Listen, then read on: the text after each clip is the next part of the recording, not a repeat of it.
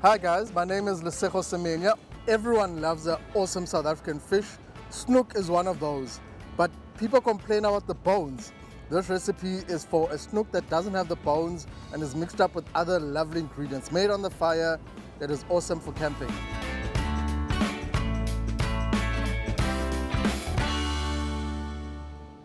What you need for your smoorsnoek is onion, green peas, some chutney, some canola oil. Your snoek, you can have a smoked one or partly smoked, and salt and pepper and green chilies.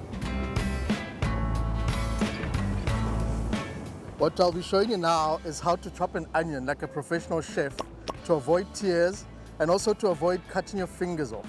You want to just chop one side of an onion off. That prevents it falling apart. So this is what you are looking for. One end still on, one end off. Take the tip of your knife. You go through the onion from the top down. So you want to chop your onion very few times. The more you chop, the more you'll cry. So this helps you chop it quicker. Your lines through, and then you take your knife, slide it down. 10 seconds, look at my eyes, no tears, and onion has been chopped. That is how you do it like a professional. Get all your onions in there. You take your peas as well, chuck them in there.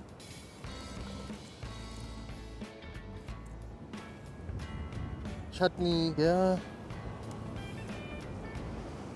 So I'm using a foldable braai grid for the snoek. Firstly because it's easier to flip over.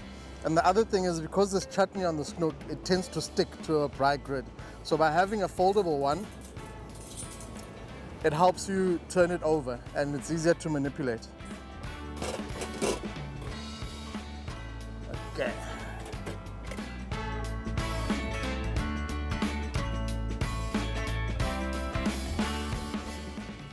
So if you're like me, who's very impatient sometimes, even on holiday, I want to eat now. What I did is start another fire on the side of the one I had, but the flame was too hot. So what I've gone and done is held the fish up at an angle.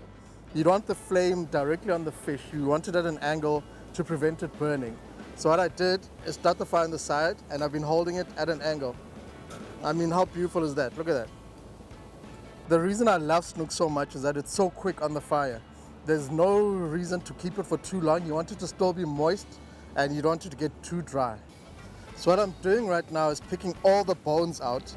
Snoek is known for these large bones in it. The reason why is we're going to be filling it in bowls.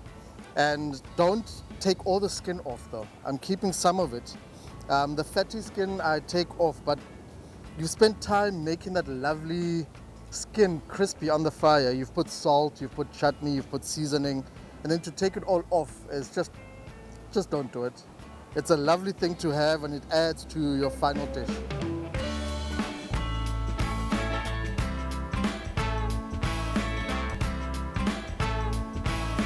Thank you for joining us at ATKV Hartenbos. This was Let's Travel and Cook. Join us next time.